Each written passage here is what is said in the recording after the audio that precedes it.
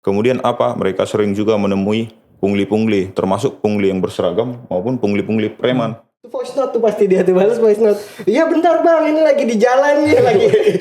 Ngeri juga iya lagi. Itu karena kalau mereka sembarangan itu harus mereka yang langganan. Karena kalau mereka sembarangan bisa-bisa barang mereka dibongkar. Oke, cakep-cakep tiap minggu ya. Ya kok balik dulu Pit. Seperti biasa ya. Di sini udah ada kawan-kawan dari tim Indep ya, redaksi. Apa topik kita minggu depan? Apa cerita Bang J? Jadi kita lagi bahas soal fenomena banyaknya kecelakaan yang melibatkan ini sih Truk ya.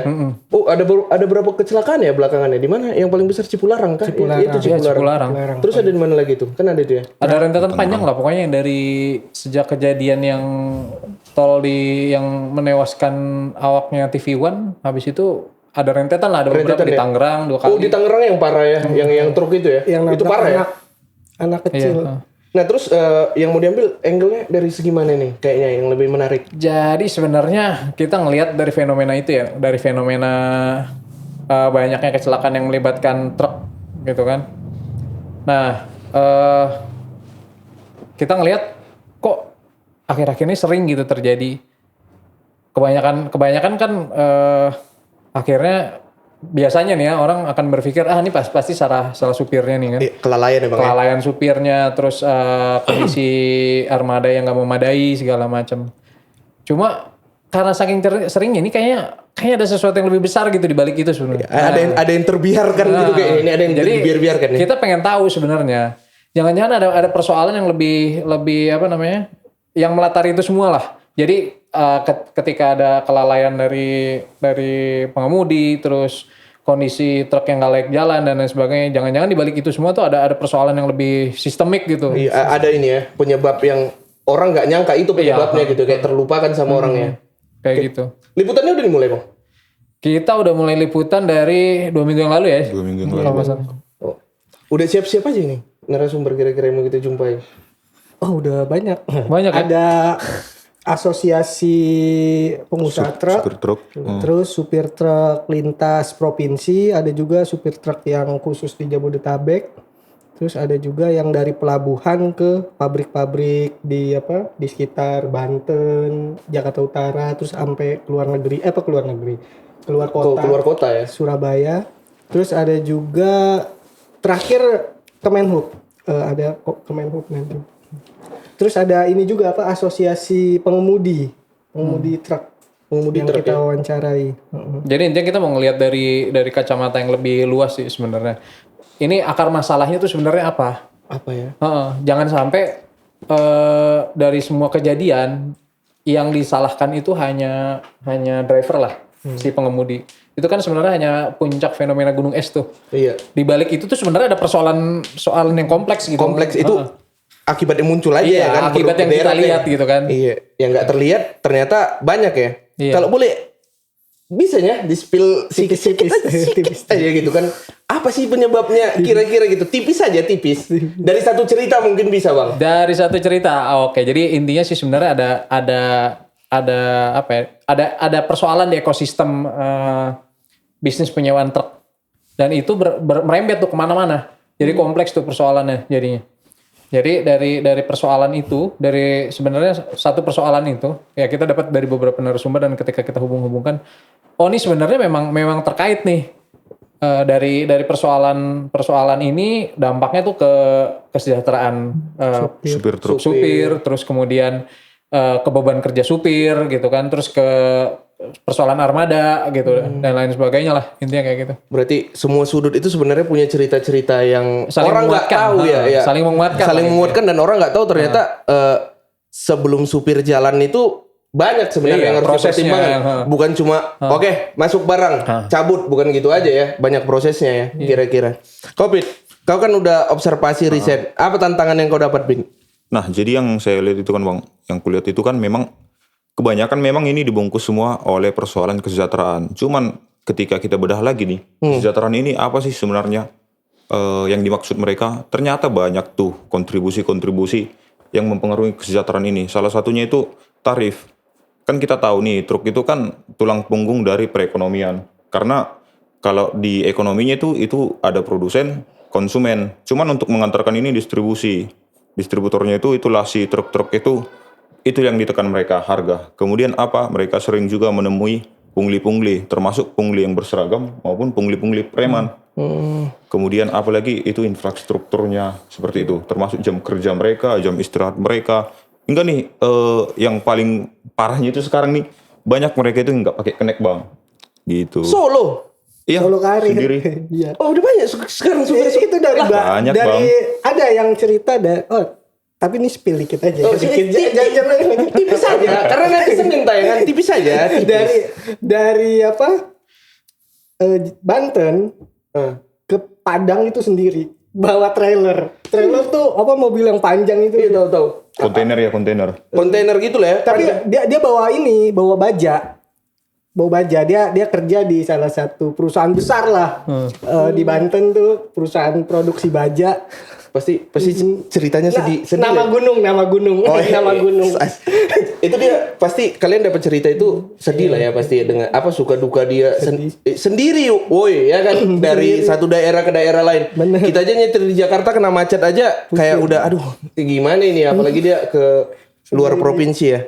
Nah sejauh ini untuk narasumber ada yang sulit ditemui nggak sih atau ada tantangan tersendiri ketika menemui mereka? Contoh supir truk kan kayak di pangkalan-pangkalan gitu ya, mungkin ada yang nggak mau bersuara atau dia bersuara tapi kalau supir truk sebenarnya open semua gitu, Open, terbuka gitu, dia buat ditanya responnya bagus. Cuman memang kalau buat ditemuin mereka tuh sibuk. Di ini mulu, di perjalanan mulu, di setir mulu.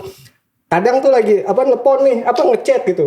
Pak mau minta ketemu gini, kita mau wawancara tentang ini. Dia responnya bagus, tapi itu voice note tuh pasti dia tuh balas voice note. Iya bentar bang, ini lagi di jalan nih lagi. ngeri juga. Iya lagi di. Itu ganggu keselamatannya juga nggak sih? Lagi nyetir lagi telepon. Bahkan ada yang ngomong kalau mau ngobrol sekarang nggak apa-apa bisa sambil di jalan paling. Oh nggak usah ngeri. Jadi super kecelakaan. Barbar. Rupanya kecelakaan lain lagi liputannya ya. Iya susah juga. Karena memang waktu dia tuh Mepet kali memang. Iya benar di mobil terus. Karena memang kan gini bang, kalau mereka kita wawancarai lagi di jalan kan itu bahaya. Iyalah. Sedangkan ketika mereka beristirahat itu paling 2 jam 3 jam mereka istirahat. Karena Masa kita ganggu sendiri lagi juga gitu? kan. Iya. Enggak.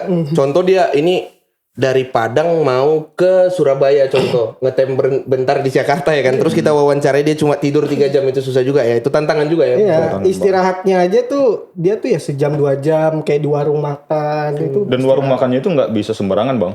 Kenapa itu? Itu karena kalau mereka sembarangan itu harus mereka yang langganan. Karena kalau mereka sembarangan bisa-bisa barang mereka dibongkar. Oh iya ada kemalingan. gitu, Bang. Ada cerita kayak gini. Ada bang. Sedih ya, Sedih, Bang. beban kerja berat. Ada yang kemalingan juga. Sendiri nyetir. Iya kan ada pula yang kemalingan nih. Banyak cerita menarik berarti ya ternyata ya. Orang yang tahu cuma ya luar-luarnya aja. Di liputan ini ada aturan-aturan yang kita soroti, Bang. Aturan ada beberapa aturan. sih. Ada aturan-aturan. Oh. Ada beberapa. Nah, Tapi pada intinya sih gini sih, liputan ini kita mau bicara pengemudi truk itu seringkali disalahkan gitu kan. Tapi mereka itu sebenarnya juga nggak mau mati di jalan gitu. Iya, Nggak mau mati atau nggak mau mematikan orang gitu kan. Iya, benar. Itu sih sebenarnya. Iya. Jadi memang ya ini ada apa ya? Kondisi yang akhirnya menyebabkan kecelakaan-kecelakaan itulah. Iya. Berarti kayak inilah ya dianggap sepele sama orang ya.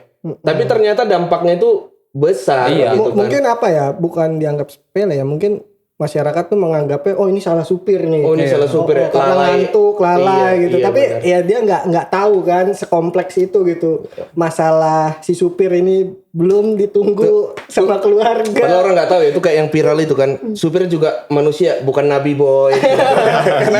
Ada nggak tahu nggak? Iya. Ada. Iya gitu. Iya. Nah kira-kira di tulisan inilah yang paling kalian soroti yang untuk kalian sampaikan ke masyarakat biar masyarakat tahu ternyata ini tidak sesederhana yang kalian pikirkan ternyata kan gitu kan banyak masalah gitu. Apa sih yang paling menyoroti? Sebenarnya yang mau kita sorotin satu edukasi buat publik ya, maksudnya ketika ngelihat suatu peristiwa itu kita harus tahu nih konteks yang dihadapin sama si orang-orang yang terlibat ini apa gitu kan. Yang kedua sih sebenarnya lebih ke yang mau disorotin adalah karena ini persoalannya sebenarnya juga ada kaitan juga ke kebijakan pemerintah gitu. Jangan sampai pemerintah tuh nggak sadar bahwa ada apa ya, mereka tuh punya kuasa untuk menentukan regulasi gitu kan. Nah, dari regulasi itu sebenarnya bakal jadi ada pembenahan nih di apa namanya, di bidang transportasi truk ini. Oh, jadi kayak kita buat tulisan ini buat mendorong lah ya Bang ya, adanya regulasi baru biar apa namanya, bisnisnya truk ini terus kesejahteraannya si supir atau kesehatannya si supir itu lebih jelas ya sebelum mereka itu jalan buat setidaknya kerja ada pembenahan lah di tata kelola sama di tata niaganya industri apa logistik inilah. Iya, dan satu lagi tadi dari Ajam ini ya, dorongan biar masyarakat itu tidak, ketika ada kejadian kayak gini tidak langsung menghakimi supir ya. Karena seperti yang tadi dijelaskan di awal ya, banyak ternyata cerita-cerita menarik kayak dia itu sendiri gitu kan, dari provinsi ke provinsi lain tuh sendiri gitu, jam tidurnya kurang kan gitu kan. Ada lagi cerita menarik kemalingan, jadi biar masyarakat itu bisa melihat apa ya, dan supir itu nggak punya pilihan gitu ya, mereka kan cuman masyarakat kecil gitu, nggak punya kuasa gitu, kayak Bayem nggak punya kuasa gitu, sementara pemerintah punya kuasa gitu kan. Seharusnya pemerintah yang disorot. Iya sih, semoga lah tulisan ini ya, liputan dari kawan-kawan ini bisa setidaknya membuka mata masyarakat ya untuk melihat kejadian yang kemarin, kecelakaan beruntun itu sebenarnya bukanlah salahnya sepenuhnya oleh supir, tapi ada masalah-masalah yang kompleks. Kau bilang sama orang itu, baca dulu berita kami nanti hari Senin karena ini ceritanya sangat menarik. Nah, untuk kita semua ini kan berita ini bakalan tayang nih di hari Senin. Kalau memang kalian kepo ya silahkan kunjungi web Parboa Boa. Oke. Terima kasih. Oke.